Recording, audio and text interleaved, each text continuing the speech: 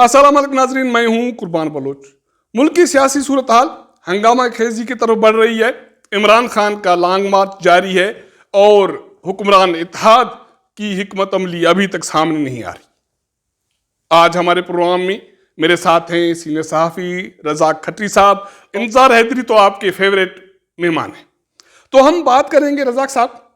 عمران خان صاحب کہتے ہیں کہ مجھے کہا جا رہا ہے کہ مارشل لا لگ جائے گی اور خونی انقلاب دیکھ رہا ہوں، 6 ماہ اہم ہیں، تبدیلی آئے گی بلٹ سے یا بیلٹ سے۔ یہ ایسی باتیں کیوں کر رہے ہیں؟ کیا دکھائی دے رہا ہے؟ قربان صاحب، میرا خیال یہ ہے کہ پاکستان کا جس طرح اسٹیبلشمنٹ نے 70 سالوں سے ایک ڈھانچہ بنایا ہے، اس میں تو انقلاب تو آ نہیں سکتا، ٹھیک ہے نا؟ ایک تو یہ بات ذہن میں رکھیں، نہ ہی یہ ایران ہے، نہ یہ افغانستان ہے، اور پاکستان ہے، اس میں سوسائٹی مختلف حوالوں سے یا سبجیکٹ میں تقسیم ہے نا۔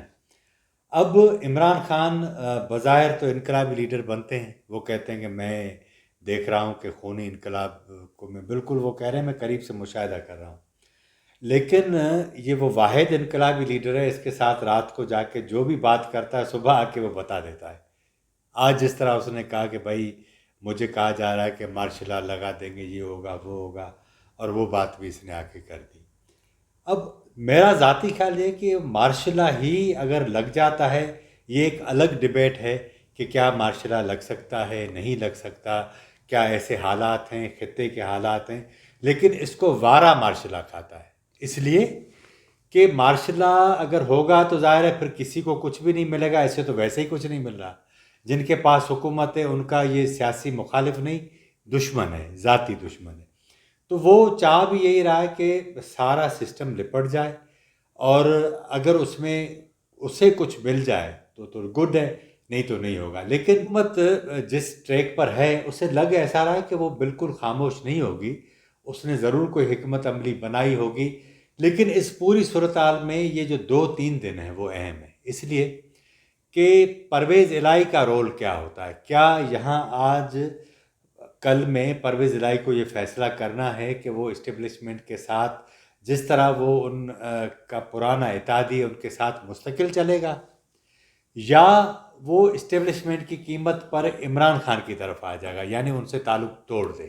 رزاق صاحب آپ کی بات درست، آپ بھی سن رہے ہیں، اسی سوسائٹی میں اٹھتے بیٹھتے ہیں، انتظار بھی۔ یہ مارشل لا کی بات صرف عمران خان نہیں کر رہا، حکومت اتحادی جماعتوں کے لوگ بھی کر رہے ہیں۔ اور دوسری مزے والی بات جو میں آپ کو بتاؤں وہ یہ ہے کہ عمران خان جو کچھ یہ کر رہا ہے، اداروں کو نشانہ بنا رہا ہے، اسٹیبلشمنٹ سے ٹکرا میں ہے، اس پر حکومت اتحاد میں شامل کارکن کچھ لوگ خوش بھی ہیں۔ اس کے پیچھے کیا حکمت ہے؟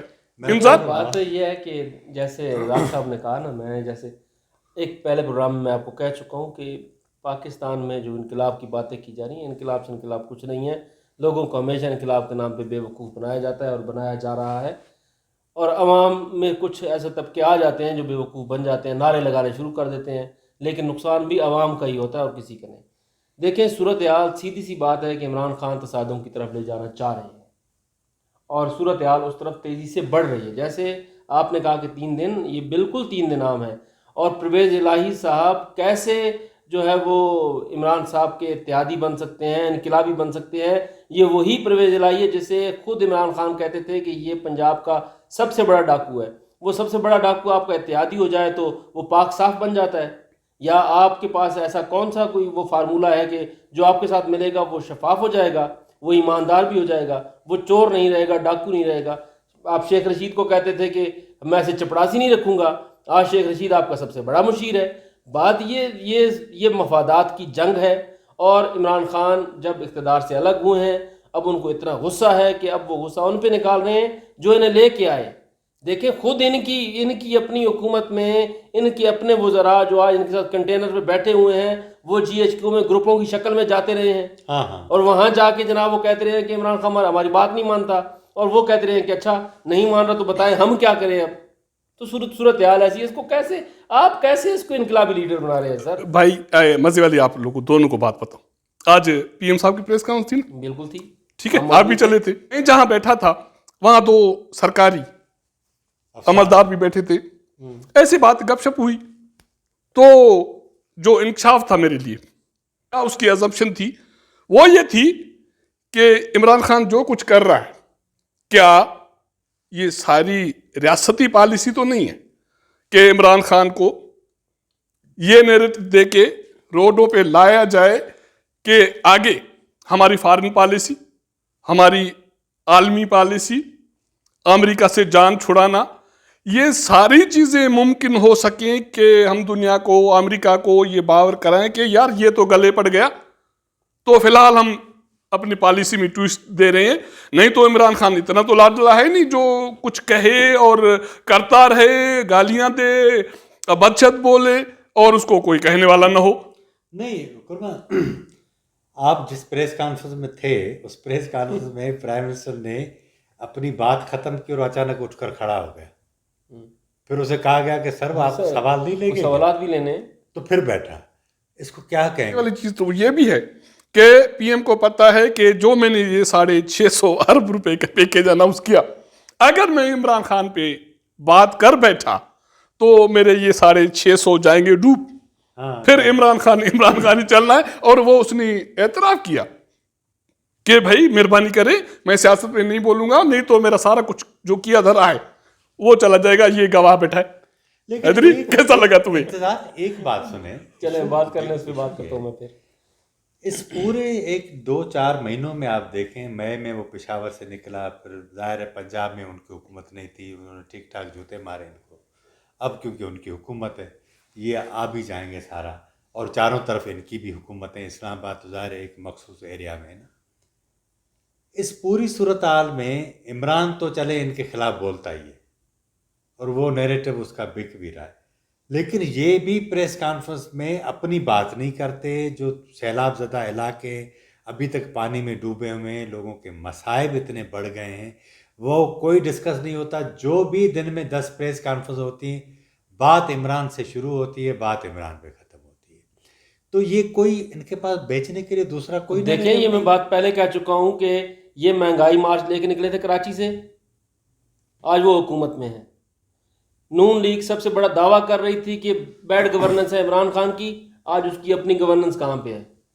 ٹھیک ہے, مولانا فضل الرحمان کہتے تھے کہ یہ امریکہ کا یار ہے, یہ ایجنٹ ہے مغرب کا, آج وہی امریکہ کے خلاف نعرے لگا رہا ہے. ٹھیک ہے, اور مولانا صاحب اتحاد میں بیٹھے ہوئے ہیں, کیونکہ اس اتحاد میں بیٹھے ہیں جہاں پہ آپ کے وزیر اعظم صاحب کہتے ہیں کہ مسئلہ یہ ہے کہ ہمیں کیا ضرورت ہے امریکہ کو دشمن بنانے کی. آپ یہ کہہ رہے ہیں کہ عمران خان کو آگے کیا ہوا ہے کہ ہم ان کو کہیں کہ امریکہ صاحب مہربانی کرے, صاحب بہادر. بات یہ ہے کہ آپ چند لوگوں کو بیوقوف بنا سکتے ہیں, اس ریاست کو ایسے بیوقوف نہیں بنا سکتے جو سپر پاور. آپ مانے یا نہ مانے, مجھے یہ بتاؤ یہاں پہ تو کیا گورنر راج کا آپشن ہے پنجاب میں؟ گورنر راج کا آپشن ہے, لیکن وہ بہت پیچیدہ عمل ہے. دیکھیں 18ویں ترمیم کے بعد ایسی قانون سازی ہو گئی ہے, پیپلز پارٹی کو اس کا کریڈٹ دیں آپ, کہ وہ قانون سازی ایسی ہو گئی ہے کہ صوبہ با اختیار ہے. اس میں ساری جماعتیں شامل تھیں, اس میں بہت سی جماعتیں شامل تھیں, لیکن پیپلز پارٹی چونکہ حکومت میں تھی اسی لیے اس نے انیشیٹ کیا تھا. تو یہ ایک بڑی بات ہے کہ 18ویں ترمیم ہوئی ہے, اس میں اس صوبے کی رضامندی ضروری ہے. لیکن سر اس میں دیکھیں نا, اس میں مشہور یہ ہے کہ 18ویں ترمیم کی وجہ سے نہ صرف اسٹیبلشمنٹ پھنسی ہوئی ہے, عمران خان پھنسا ہوا ہے, یہ بھی پھنسے ہوئے ہیں. ظاہر وفاق طاقتور ہوتا تو اس وقت جو پنجاب سے ان کے خلاف سارا جو اٹھا کر لے آ رہے. اچھا ایک اور مزے کی بات آپ نے پنجاب کی بات کی نا. اچھا گورنر راج لگاتے ہیں تو گورنر راج کی منظوری کس نے دینی ہے؟ عارف علوی صاحب نے. ہاں میں وہی عارف علوی صاحب کیسے منظوری دے رہے ہوں گے کہ ٹھیک ہے عمران خان کا پھیٹا لگاؤ. کیسے یار ناظرین, مزے والی باتیں ہو رہی ہیں, پروگرام لمبا ہو رہا ہے. گورنر راج, مارشل لاز, عمران خان کا لانگ مارچ جاری, مستقبل میں نئی فارن پالیسی, امریکہ پالیسی, بہت ساری ایسی باتیں چل رہی ہیں کہ آپ سنیں گے تو حیران پریشان رہ جائیں گے کہ آخر ہو کیا رہا ہے, ہونے کیا جا رہا ہے. لیکن حیران پریشان ہو رہا ہے لطیفہ ہم آپ کو نہیں. لیکن یہ ڈرا رہے, لیکن رزاق صاحب جو ڈرا رہے ہیں گورنر راج سے, مارشاء اللہ سے, یا حیدری صاحب بات کر رہے ہیں, میں سمجھتا ہوں ڈرنے والی بات کہ ہمارے پاس ہے کیا. میں سمجھتا ہوں رزاق صاحب لوگوں کو تھوڑا سا وہ کریں نا آپ, बिल्कुल रिलैक्स लेकिन मैं टेंशन का शिकार है, हम खुद आप भली उसको रिलैक्स करें, मैं समझता हूं जाती तौर पर कि इस वक्त पाकिस्तान जिस डगर पर है, जिस नहज पर है, ये पत्ते गवर्नर राज के, मार्शल लॉज के आपके नहीं चलने, आपको अच्छा सियासतदानों को, इस्टेब्लिशमेंट को, बाकी रियासती स्टेक होल्डर्स को बैठ के एक लाइन निकालनी पड़ेगी। वो तो बैठ ही नहीं रहा, कोई और चारा नहीं है आपके पास। क्या एक मिनट ये कह रहे हैं कि बैठे सारे, अच्छा एक तरफ ये कह रहे हैं, दूसरी तरफ ये शायद इमरान खान को मसीहा समझ रहे हैं कि वो आ जाएगा ओ चीज। भाई वो बंदा तो किसी को चाय का कप अपने क्या खुद पीता है, दूसरे को खिलाता है। भाई लोगों को, आपको अच्छा लगे न लगे, नहीं आपको मुबारक हो। वो वोट लेता है और लोग उसे वोट कर रहे हैं। 6 नशस्तें हल्के पहले ज़मीनी इंतखाबात में जीते, कल मजीद एक हल्का जीता और मार्च उसका जारी है। किसी को अच्छा लगे ना लगे, फिलहाल इमरान खान का पता चल रहा है, ये कहें चूरन बिक रहा है। चूरन और एस्टेब्लिशमेंट ने 30 साल सरमायाकारी की, इसने उसको कैश करवा लिया। तो कर लिया ना।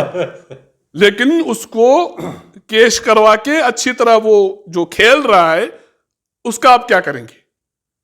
ये तो इत्तेहादी हुकूमत के पास भी कोई हल नहीं है, अब तो एस्टेब्लिशमेंट के पास भी हल नहीं है, मेरा ख्याल तो आप जाएंगे नहीं, कहाँ? ये संजीदा बहस है कि पाकिस्तान में सियासी जमातें फारिग हो चुकी है। तो इस पे हम बात करेंगे अगले प्रोग्राम में। अब तक इतना। अगर हमारा ये व्लॉग आपको पसंद आए, अपने दोस्तों के साथ जरूर शेयर कीजिएगा, अपना फीडबैक दीजिएगा। आपके साथ मुलाकात करेंगे अगले प्रोग्राम में, तब तक इजाजत दीजिएगा। अल्लाह हाफिज।